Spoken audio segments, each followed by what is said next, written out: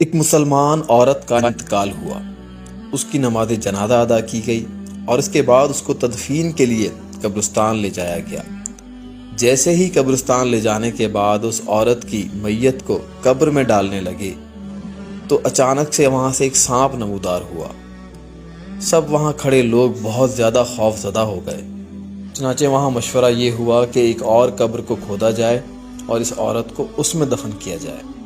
یوں ایک اور قبر کو کھودا گیا، پھر میت کو اٹھا کر اس قبر کے پاس لے کر آئے اور پھر جیسے ہی دفنانے لگے تو دوبارہ سے اس قبر کے اندر سے بھی سانپ نمودار ہوا۔ وہاں کھڑے لوگوں کے دل حلق میں آ گئے تھے کہ آخر کیا ماجرا ہے۔ اس مرنے والی عورت کے بھائی اور اس کا شوہر قبر کا عذاب دیکھ کر بہت زیادہ پریشان ہوئے۔ چنانچہ ان دونوں قبروں پر مٹی ڈال کے انہیں بند کر دیا گیا۔ اس کے بعد تیسری قبر کو کھودا گیا اور وہاں کھڑے تمام تر لوگ اس میت کے حق میں استغفار کرنے لگے اور اللہ تعالیٰ سے دعائیں کرنے لگے کہ اللہ تعالیٰ اس پر اپنا رحم اور کرم فرمائے، اور دفنانے سے پہلے جو قبر کا عذاب دکھائی دے رہا ہے اللہ تعالیٰ اپنے فضل سے اسے دور فرمائے۔ بہرحال اب اس عورت کے لیے تیسری قبر کو کھودا گیا اور پھر اس میت کو اٹھا کر اس تیسری قبر کی طرف لے جایا گیا اور اس میت کو اس میں دفنانے لگے تو پھر وہی ہوا کہ وہی سانپ اس تیسری قبر میں بھی نمودار ہوا۔ اب لوگ اللہ تعالیٰ کے خوف سے تھر تھرا رہے تھے۔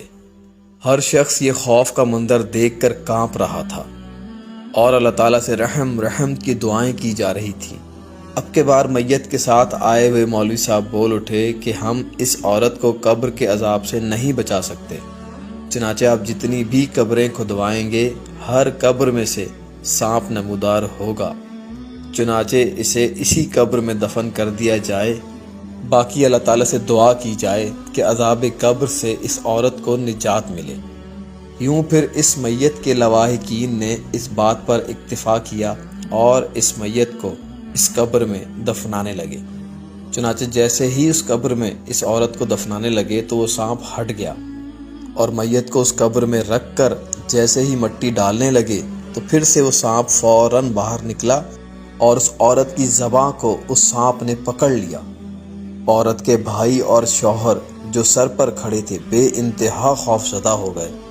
یہ ماجرا دیکھ کر وہ سب کانپنے لگ گئے۔ اب وہاں باتیں ہونے لگی کہ ایسا کون سا گناہ اس عورت نے کیا تھا جو عذاب قبر جلدی شروع ہو چکا ہے۔ سب لوگوں کی نگاہیں اس عورت کے شوہر کی طرف تھیں جو زاروں قطار روئے جا رہا تھا۔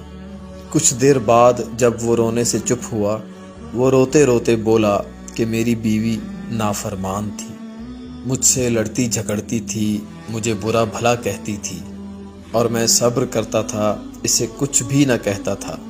یہ آئے دن گھر میں چیختی چلاتی تھی اور فساد برپا کرتی تھی۔ میں اسے پیار سے سمجھاتا تھا لیکن یہ میری ایک نہ سنتی تھی، اور میں نے کبھی اس کے بھائیوں کو یا اس کے گھر والوں کو یہ بات نہیں بتلائی، بس میں صبر کرتا رہا۔ وہاں کھڑے لوگوں نے اور مولانا نے اس شوہر کو سمجھایا کہ بھائی آپ اس کو معاف کر دیں اور اللہ تعالیٰ سے آپ خصوصی اس کے لیے دعائے مغفرت کریں، تب شاید اللہ تعالیٰ اس پر سے عذاب قبر ہٹا دے گا۔ چنانچہ شوہر نے اپنی بیوی کے لیے اللہ تعالیٰ سے گڑ گڑا کر دعا کی اور تمام مجمع کے لوگ اس عورت کے حق میں مغفرت کی دعائیں کرنے لگے۔ اللہ تعالیٰ کا فضل ہوا اور دعا کرتے ہی وہ سانپ جو قبر کے اندر موجود تھا وہ غائب ہو گیا۔ اس عورت کے بھائیوں کو اور شوہر کو اطمینان ہوا اور سب نے قبر پر مٹی ڈالنا شروع کر دی۔ شوہر کی اطاعت اور فرمانبرداری عورت پر فرض ہے۔ ایک صحابیہ عورت کے والد کا انتقال ہوا لیکن وہ اپنے شوہر کی اجازت کے بغیر اپنے والد کے انتقال میں جنازے میں نہیں شامل ہوئی تو رسول اللہ صلی اللہ علیہ وسلم نے فرمایا کہ اس عورت کے اس عمل کی وجہ سے کہ وہ اپنے شوہر کی اجازت کے بغیر گھر سے باہر نہیں نکلی، اللہ تعالیٰ نے اس کے باپ کی مغفرت فرما دی ہے۔ چنانچہ ان واقعات سے ثابت ہوتا ہے کہ جائز امور میں شوہر کی فرمانبرداری عورت پر فرض ہے۔ البتہ آج کے دور میں مرد حضرات بہت زیادہ ظلم و ستم کرتے ہیں اپنی بیویوں پر۔ رسول اللہ صلی اللہ علیہ وسلم نے ارشاد فرمایا، جو عورت 5 وقت نماز ادا کرے، رمضان کے روزے رکھے، اپنی حیا اور عفت کی حفاظت کرے اور جائز کاموں میں اپنے شوہر کی اطاعت کرے تو وہ جنت میں جس دروازے سے چاہے داخل ہو جائے۔